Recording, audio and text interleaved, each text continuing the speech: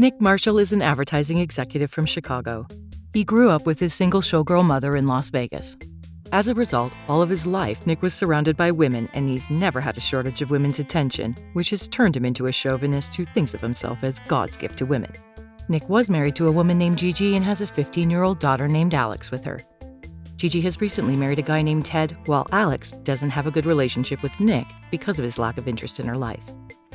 Nick has a host of other women in his life that add color or trouble to his life, like his maid Stella, his crush Lola, who works at his favorite coffee shop, and many others. Nick is very good at his job, and he is very skilled at selling products to men.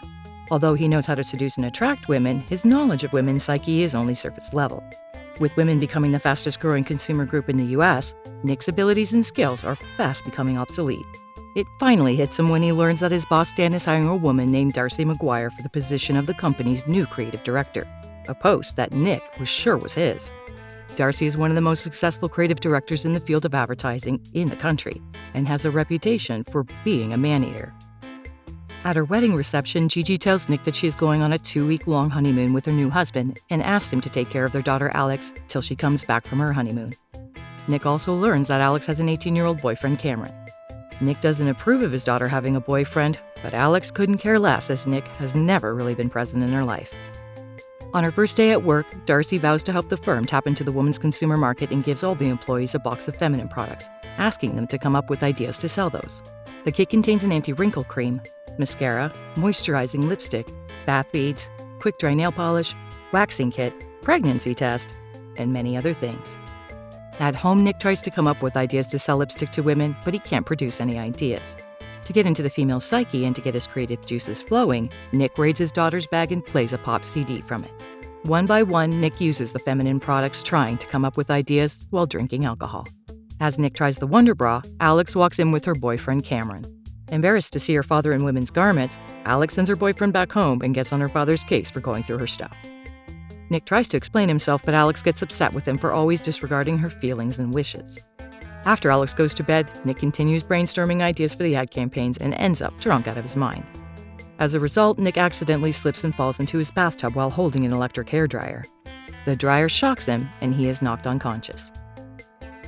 The next day, Nick wakes up to his maid cleaning up his room. He overhears her thoughts about the mess he has made around the room. Stella is a bit taken aback by Nick hearing her thoughts, but he doesn't think much of it. As he walks through the park and encounters numerous women, Nick realizes that he is able to hear women's thoughts, and even those of a female poodle.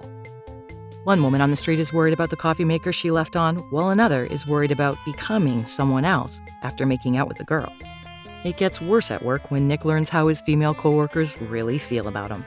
One woman calls him a schmuck, while another mocks his appearance. Nick's thought-reading power reveals that a woman named Darren wants to take her own life, while Nick's Ivy League secretary, Annie, is not happy running menial errands for him, which she sees as degrading. To take revenge on the firm, Annie uses the company's phone to call her boyfriend in Israel. Nick is overwhelmed by women's unkind thoughts about him, and he frantically looks for a doctor's number, but his coworker Morgan drags him to the scheduled meeting. At the meeting, Nick uses his abilities to hear women's thoughts to impress Darcy. When he returns home from work, he walks in on his daughter making out with her boyfriend. Angry, Nick asks Cameron to leave, which further enrages Alex, and she says horrible things about Nick and her thoughts. After Alex leaves with her boyfriend, Nick, fed up with women talking trash about him in their head, again tries to electrocute himself back to normalcy, but without success. The next morning, Nick seeks the help of his marriage therapist, Dr. Perkins, who also seems to hate him. At first, she doesn't believe him, but he's able to prove to her that he can hear her every thought. However, instead of helping him get rid of the gift, Dr. Perkins makes him realize that he is the luckiest man on earth for being able to decipher what women want. She tells him that he could rule the world with his gift. Armed with that new perspective, Nick entices Lola, who always refused his advances before. He says everything she wants to hear and convinces her to go on a date with him.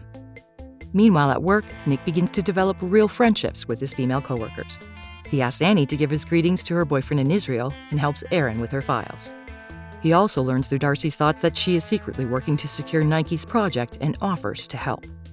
During their conversation, Darcy learns that Nick has a daughter who is about to go to prom. She notes how the prom dress is a big deal for girls. After returning home, Nick comes home to find Alex with her two friends talking about prom. He greets Alex's friends, who initially hate him for being a deadbeat dad, but he quickly changes their opinion by offering to take Alex shopping for her prom dress. He also apologizes to Alex for overreacting earlier. Later, Nick takes Lola out and uses his powers to create the perfect date for her. Afterwards, he goes over to Lola's house to make love. He initially finds himself unable to do the deed properly because he keeps hearing her criticizing his every move. But after collecting himself, Nick makes love to Lola like no one ever.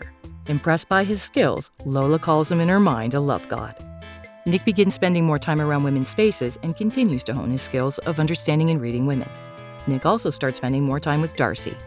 He steals Darcy's ideas from her thoughts before she even puts them in words. This amazes Darcy, as no other man has been able to read her mind and heart like Nick, and she begins to wonder if she is catching feelings for him. Nick's relationship with his daughter also begins to improve after he helps her find a prom dress for her prom dance. He is finally able to bond with her, but soon things go south. Nick suspects that Alex's 18-year-old boyfriend only wants to sleep with her before dumping her. He carefully tries to give her parent talk about not doing it if she's not ready and waiting for the right guy, but she doesn't have any of it. She tells him that she appreciates him buying her the dress, but he has no right to suddenly be an overprotective dad after being absent from her life for 15 years. At work, Nick exploits Darcy's feelings for him, and it works perfectly fine at first. But as he spends more time with Darcy, he finds himself being attracted to her. One night after a dinner date, the two kiss. Later that night, Nick finds Lola outside his apartment complex. Lola is heartbroken and distraught about Nick not calling her since they made love. Nick regrets putting Lola through this, and to save her feelings, he tells her that he is gay, and if he was straight, he would have married her. This gives Lola a sense of relief, and she returns home happy. On the day of the presentation, Nick, feeling guilty about stealing Darcy's ideas, asks Darcy to make the pitch to the Nike team, but Darcy insists that the ad campaign is his idea and he should make the pitch. Before the meeting, Nick learns that Erin is thinking about ending her life in the next few days, and it was Nick who turned down her promotion, because of which Erin has been stuck in the same position at the firm for 2 years.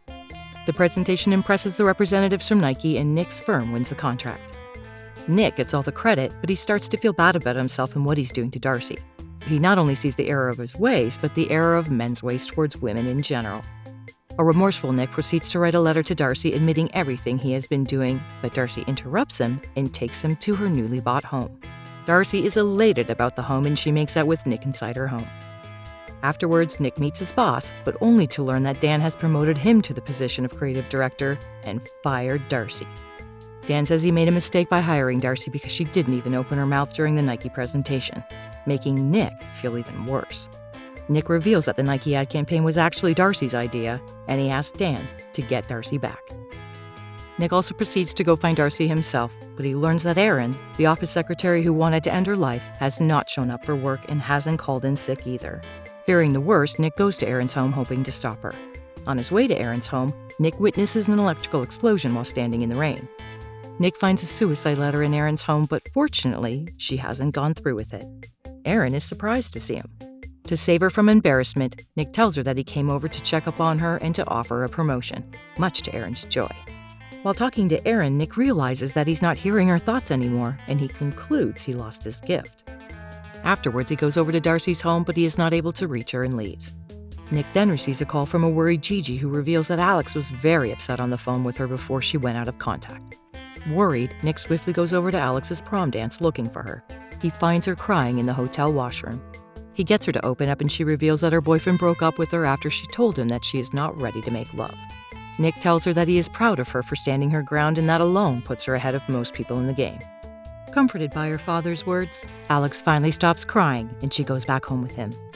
He puts her to bed and goes over to Darcy's in the middle of the night again. This time he finds her at home and confesses everything to her. He tells her that he had been stealing her ideas because he was upset that she took the job he was supposed to get, and that Dan wants her back at the office. He also confesses his feelings about her. Darcy is shocked by the revelations. At first, she is at a loss for words, and when she finally speaks, she tells him that she's firing him. Nick didn't see it coming, but he realizes he deserves it and accepts it.